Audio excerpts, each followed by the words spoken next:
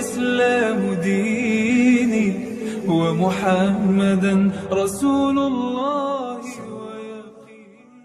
Assalamualaikum warahmatullahi wabarakatuh. Halo sobat iman di mana saja berada. Semoga dalam keadaan sehat dan lancar dalam segala hal.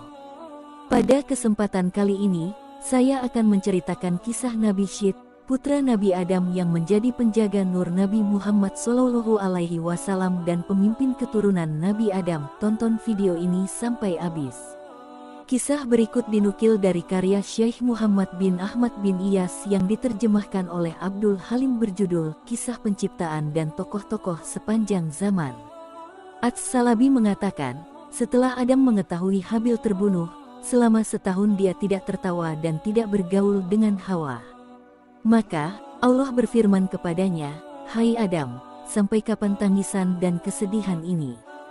Sesungguhnya aku akan memberikan pengganti dari anak itu untukmu dengan anak yang terpercaya dan akan menjadi nabi, dan dari keturunannya akan kujadikan para nabi hingga hari kiamat. Tandanya adalah dia akan dilahirkan sendirian, tidak mempunyai saudara sekandung. Apabila lahir anak itu, namailah dia Syith." Menurut buku Qasas Al-Anbiya terjemahan Saifullah MS, Ibnu Katsir menuturkan bahwa arti dari nama Syith ialah anugerah Allah. Nama tersebut diberikan oleh Adam dan Hawa setelah mendapat Syith usai terbunuhnya Habil di tangan saudaranya sendiri.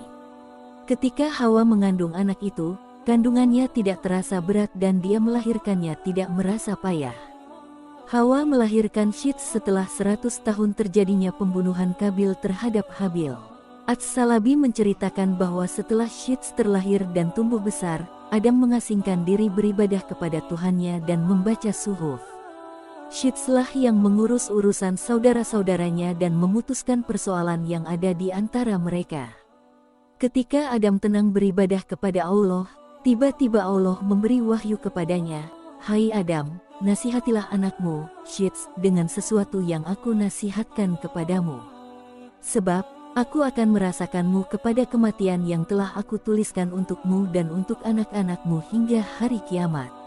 Mendengar firman tersebut, Adam kaget dan berkata, "Apa kematian yang telah engkau janjikan kepadaku itu?"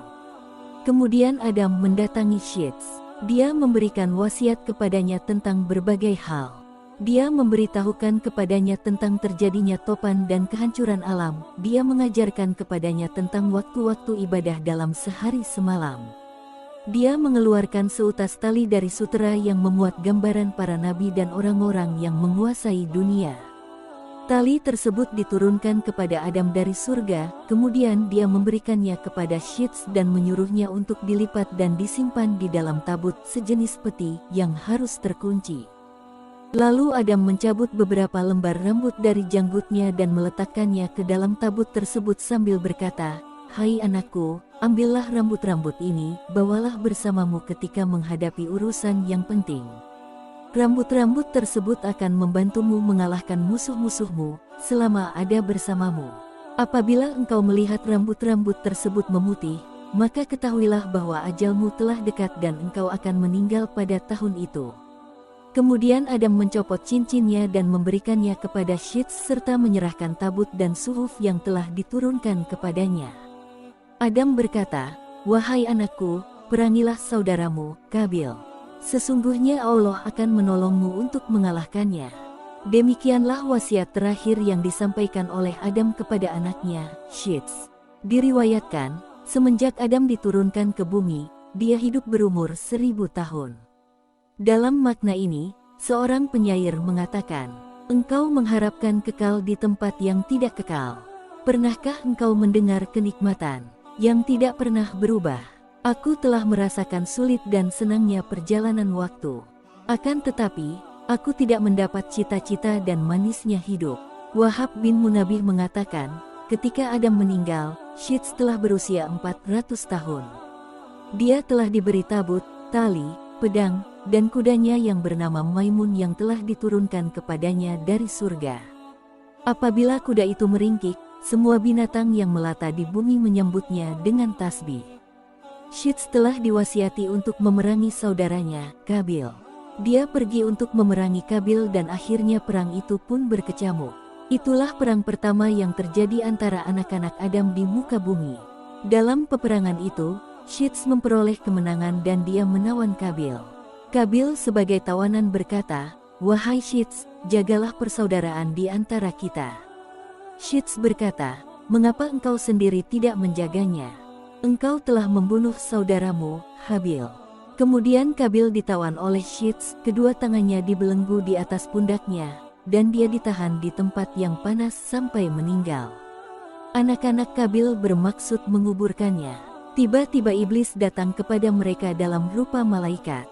Iblis berkata kepada mereka, "Jangan dikubur di dalam bumi." Iblis membawakan dua batu hablur yang telah dilubangi tengah-tengahnya. Dia menyuruh mereka memasukkan Kabil ke dalam ruang antara dua batu hablur itu, memakaikannya pakaian terindah dan meminyakinya dengan ramuan-ramuan tertentu sehingga dia tidak akan mengering. Lalu iblis menyuruh mereka menyimpannya di sebuah rumah, diletakkan di atas kursi yang terbuat dari emas dan memerintahkan kepada setiap orang yang masuk ke rumah itu untuk bersujud kepadanya sebanyak 3 kali. Iblis memerintahkan kepada mereka untuk merayakan upacara setiap tahun untuknya dan berkumpul di sekitarnya. Kemudian iblis mewakilkan urusan ini kepada setan. Setan itulah yang kemudian berkomunikasi dengan mereka sehingga manusia terus-menerus sujud kepada Kabil. Sementara Syits, setelah dia menunaikan tugasnya memerangi Kabil, pulang ke negeri Hindi India dan menetap di sana sebagai juru pemutus yang adil di antara manusia. Wahab bin Munabih mengatakan bahwa Hawa, istri Adam, meninggal di zaman anaknya, Syits. Setelah meninggalnya Adam, Hawa tidak hidup lama, hanya setahun, dan meninggal di hari Jumat dalam waktu yang sama ketika dia diciptakan. Diriwayatkan bahwa Hawa dikuburkan berdekatan dengan Adam. Setelah kepergian mereka, Allah menurunkan 50 sahifah kepada Syits. Dialah orang pertama yang mengeluarkan kata-kata hikmah. Dialah yang pertama kali melakukan transaksi dengan emas dan perak dan orang pertama yang memperkenalkan jual beli, membuat timbangan, dan takaran. Dan dialah orang pertama yang menggali barang tambang dari dalam bumi. Selanjutnya, Nabi Syits menikah dengan Azura, Hazurah. Dari pernikahannya dengan Azura pada usia ke-105 tahun, Syits dikaruniai seorang anak laki-laki yang diberi nama Anusi. Di kening Syits terdapat cahaya Muhammad SAW yang berpindah kepadanya dari Adam. Setelah Anusi lahir, cahaya tersebut berpindah ke keningnya. Oleh karena itu, Syits tahu bahwa ajalnya sudah dekat. Dia melihat rambut-rambut yang diberikan oleh Adam dan ternyata dia melihat rambut-rambut tersebut telah memutih. Maka, pada tahun itu Syits meninggal dunia dalam umur 912 tahun.